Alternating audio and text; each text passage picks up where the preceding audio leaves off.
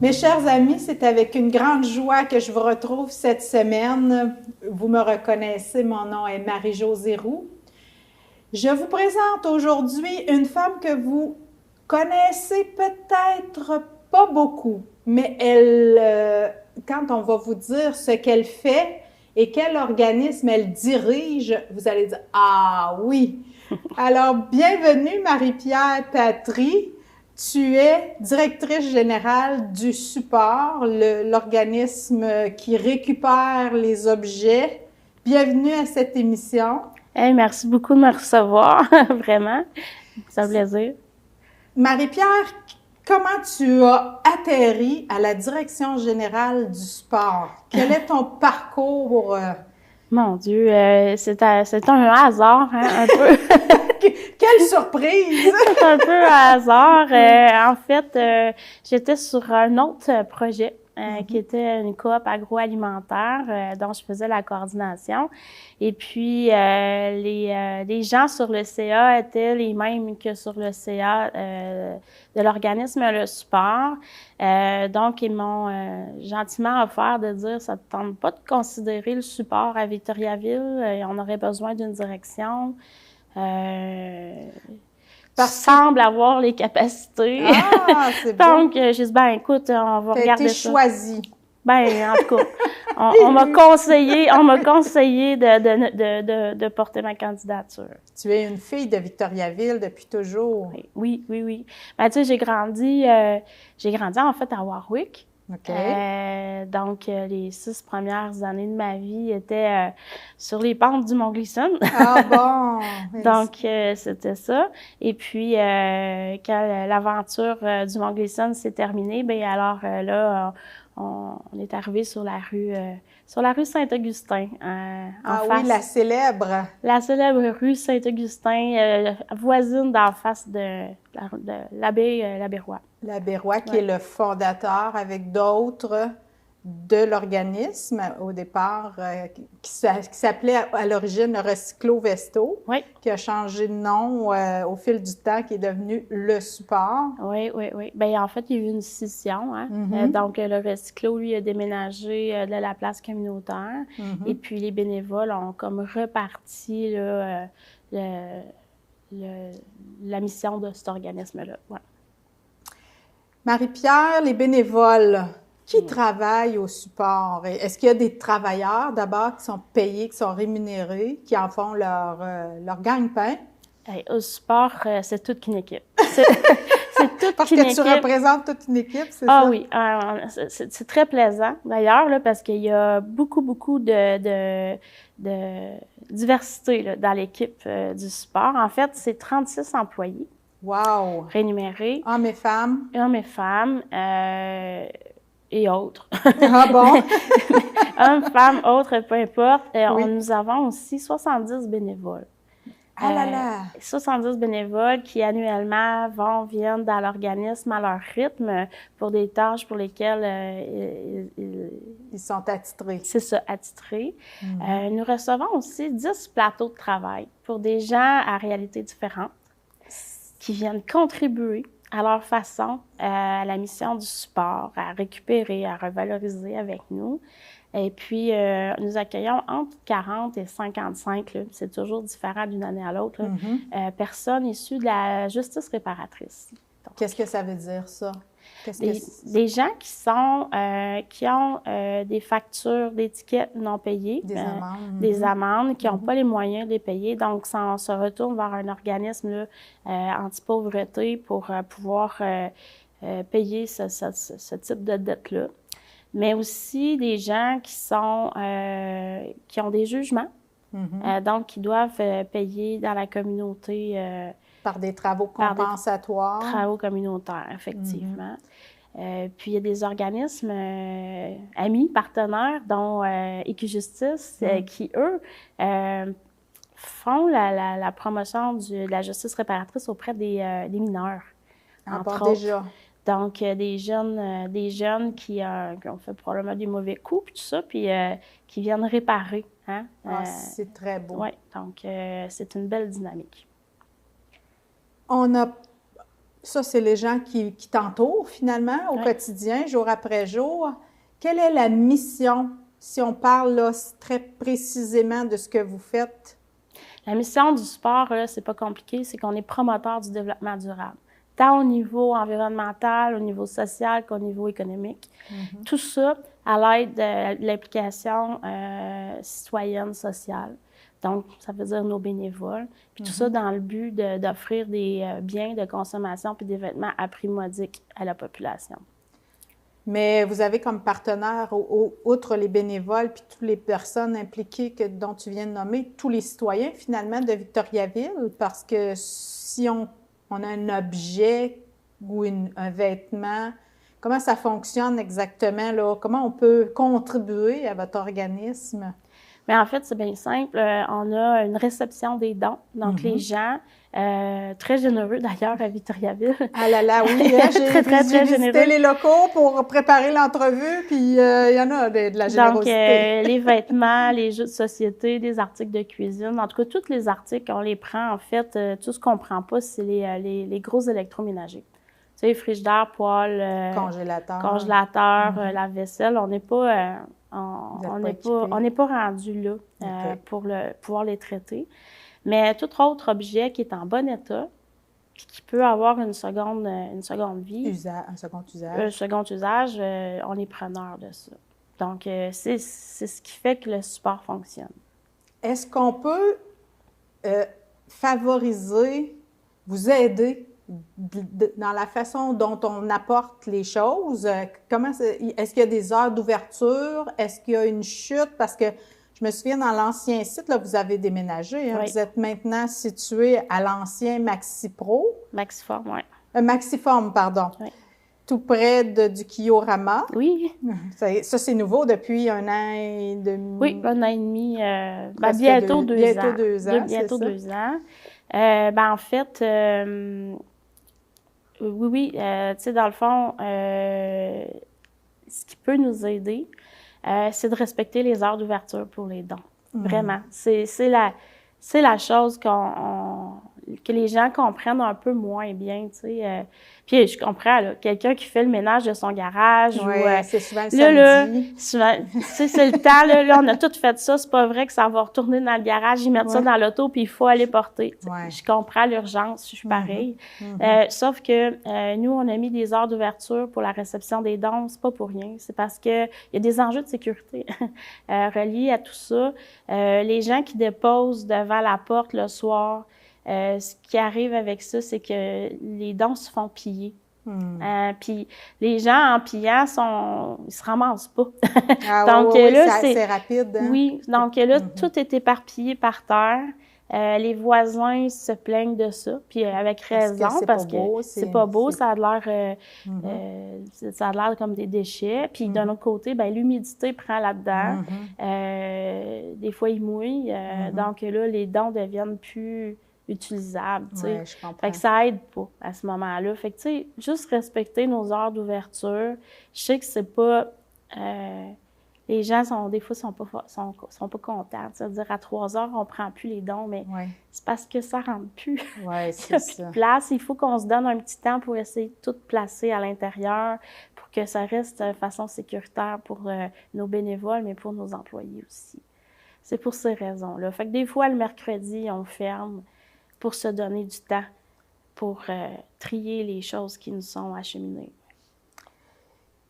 Est-ce qu'il y a des pratiques qui pourraient être encouragées? Tu dis, par exemple, je veux me débarrasser de vêtements, de vaisselle, de jouets d'enfants. Est-ce que c'est plus facile si on sépare par catégorie, je dirais? Vraiment. Déjà? Vraiment. Tu sais, c'est sûr que, tu sais, sur une chaîne de production, là, si on est capable de sauver du temps, tu sais, nos personnes à la réception, il faut qu'ils fassent déjà un premier tri, là, tu sais, bon, OK, ça, c'est des jouets, ça va dans tel département, ça, c'est des chaussures, ça va dans tel département, ça, c'est du vêtement. Fait que, tu sais, si on est capable de faire plus rapidement, ben c'est là qu'on augmente le flot qui rentre dans l'organisme, là. Donc, si on est capable de faire des sacs de vêtements, de mettre les chaussures ensemble, Ah oui, oui. Tu sais, parce que c'est ça. 2 souliers dans 2 sacs différents, ça veut pas dire que... Des fois, ça peut attendre 2 mois avant qu'on trouve l'autre chaussure, là. Donc, c'est ça. Donc, si on est capable de les mettre ensemble, puis les sacs de jouets ensemble, ben là, ça s'en va directement dans les bons postes. Oui, c'est ça, dans les bons postes de travail. Fait qu'on sauve énormément de temps. Ça, c'est aidant, vraiment. Oui.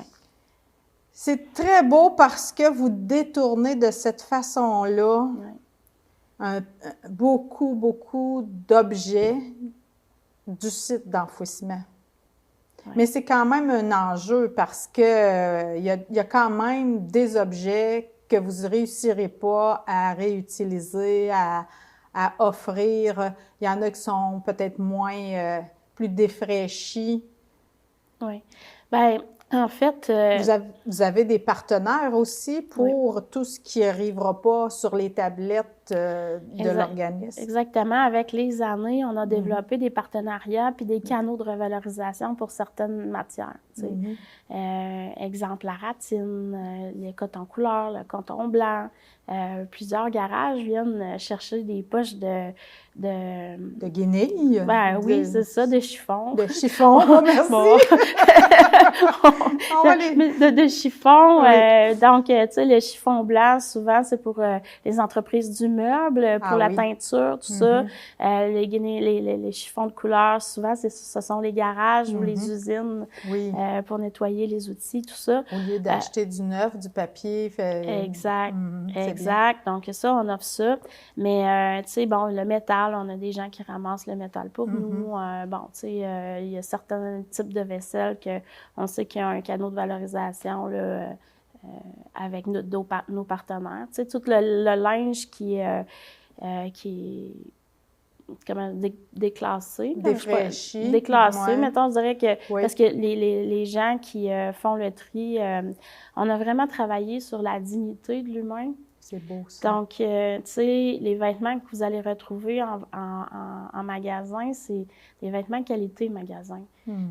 Pour pas que la personne, que c'est pas un choix de venir magasiner chez nous, hein, que c'est... Il y en a pour qui c'est pas un choix. C'est ça, que c'est la seule option. Bien, qu'il y ait des choses de qualité, des choses qui sentent bon, des choses qui n'ont pas de l'air défraîchi.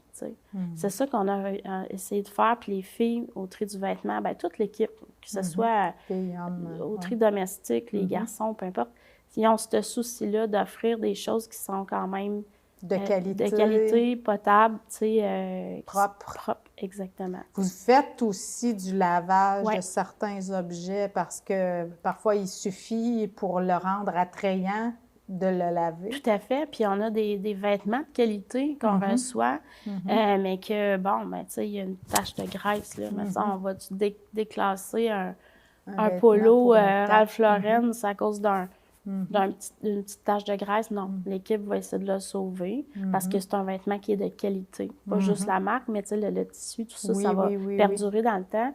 Donc oui, on lave certaines choses. On lave pas tout, mais on lave certaines choses. Des choses qui font du sens aussi. Exemple, les manteaux d'hiver. Oui. Souvent, les manteaux d'hiver vont nous arriver un peu tachés au poignet ou au col, ou tout ça.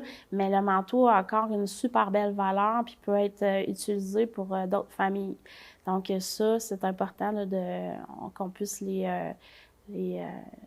remettre en service, mais de propre. Les sleeping bags, d'ailleurs, tu sais, on prend les sleeping bags, mais tu sais, on va en donner beaucoup à nos partenaires comme Répi Jeunesse ou l'unité de débordement ou peu importe, mais on va pas donner Parce qu'eux n'ont pas nécessairement les installations pour nettoyer tout ça avant de le donner, puis encore moins souvent les personnes qui le reçoivent. Exactement. Ils en ont besoin là, maintenant, puis ils n'ont pas ce qu'il faut pour procéder au nettoyage. Donc ça, dans ces cas-là, c'est là qu'on va laver, pour donner des choses propres. Oui, c'est ça. Tu me parles de dignité humaine. Oui. Qui va chez vous principalement? Quelle est la clientèle cible? Puis est-ce que c'est la même chose, les gens qui y vont, que ceux que vous voulez? Est-ce que c'est la même clientèle, ceux qui vont chez vous, que ceux que vous souhaitez attirer? Le support, là, c'est pour monsieur, madame, tout le monde. Tout le monde y va. C'est pour tout le monde. Je sais pas si tout le monde y va. J'espère bien que tout le monde vienne. Mais en fait, l'idée du support, là, tu sais, on parle, c'est un organisme communautaire. Hein? Fait que communautaire, c'est par la communauté, pour la communauté. Très beau. Fait qu'on est là pour la communauté. Donc, il y a des gens qui vont nous utiliser en donnant. Oui. Pour eux, le support, c'est de venir donner des choses. C'est une clientèle. Il faut être capable de bien les recevoir. Il faut être capable de nourrir notre nom quand on ne peut pas prendre leurs objets. C'est une clientèle. On a aussi la clientèle qui vient en magasin. On a des chercheurs de trésors. Oui. C'est correct. Puis vous en avez des trésors. Oui, on a des trésors, puis c'est volontaire qu'il y en ait des trésors pas chers. Il y a des choses qu'on ne retrouve que là. J'entendais une fois, parce que je fréquente le sport de temps en temps, un monsieur qui avait trouvé une balle de 3 couleurs, le bleu, blanc, rouge, comme dans l'ancien. Il dit, j'en trouve plus nulle part, mais ça, c'est les meilleures balles que mon chien aime. Ah oui, ça rebondit bien. Ça rebondit bien, exact. Donc, tu sais, c'est ça. C'est un projet avec des balles de golf ou des balles de tennis, ben tu sais, c'est sûr qu'il y en a chez nous. Puis tu ne paieras pas un prix, une fortune pour faire ton projet, tu sais. Fait que on a des chercheurs de trésors qui vont trouver le petit cendrier en cristal, tant recherché, bon, tout ça. On a par contre aussi toute une clientèle que c'est pas un choix de venir magasiner chez nous, que c'est ce qu'ils peuvent se payer de venir. On a les jeunes familles qui vont... C'est souvent là où le budget est plus... Oui, le budget est plus serré. Possiblement que la première soute, ils l'ont acheté chez Clément ou chez Amis pour la vie ou peu importe, mais que la deuxième soute va venir pour jouer dehors, les pantalons d'hiver, là, quand je parle de soute, je m'excuse, vont peut-être venir la chercher chez nous. Vont payer les Nike Air là, au début de l'année, mais si les Nike Air sont percés ou c'est ça. Sont les rendus souliers trop de marque, oui, c'est ça. Ils se brisent quand même, ils rapetissent quand même. Puis à un moment donné... Un ado, ça reste un ado, là. Ça grandit exponentiel. Fait que là, des fois, ils vont venir chez nous pour venir chercher ça. Mais ce qu'on remarque, puis c'est ça qui est une grande tristesse, c'est que, tu sais, avant, on avait notre clientèle, on avait beaucoup les personnes âgées qui venaient. Ils viennent encore? Ils viennent encore. Oui, ils ne nous ont pas lâchés. Ils viennent encore. Mais là, ce qu'on voit, c'est vraiment classe moyenne qui n'arrive plus. Oui, c'est ça. Hein. Puis ça, c'est quelque chose qu'on ne voyait pas il y a quelques années. Cette année, c'est ce qui saute au visage. C'est plus frappant. Oui, vraiment. Puis, fait qu'on est là pour eux autres, on est là pour les aider. On est là aussi pour faire du référencement. Chose qu'on ne faisait pas avant. Tu sais, on était ancrés dans le milieu communautaire. On était à la place Rita Saint-Pierre. Oui. Donc, toutes les ressources étaient autour de nous. Oui. Tu sais, le resto de la pop, la sécurité alimentaire, tu sais, on était capable, tu sais, les gens étaient déjà référencés, connaissaient le communautaire. Là, ce qu'on s'aperçoit, c'est que on a encore toute notre clientèle qui utilise le communautaire, qui connaissent le communautaire. Mais là, on s'aperçoit qu'on a une clientèle qui ne connaisse pas en tout le communautaire. Alors là, vous êtes une porte d'entrée pour référer, pour donner d'autres pistes de solutions aux problèmes d'endettement, de finances qui sont difficiles. Exactement, de séparation difficile aussi. Ah oui. Donc, tu sais, là, on voit que ce rôle-là nous est demandé un petit peu plus. Vous avez une intervenante aussi sur place? C'est nouveau, ça aussi? Oui, c'est nouveau de cette année. Catherine Lallier, qui est intervenante de milieu, elle nous aide, entre autres, à garder tous nos petits humains satisfaits, puis... heureux de leur travail. Oui, puis de les amener à progresser. Donc, beau. parce qu'on a des plateaux de travail, on a nos personnes en justice réparatrice. Souvent, on a le temps de s'attacher, là, quand ils ont 1000 quelques heures à faire. Ça devient un membre de l'équipe, là.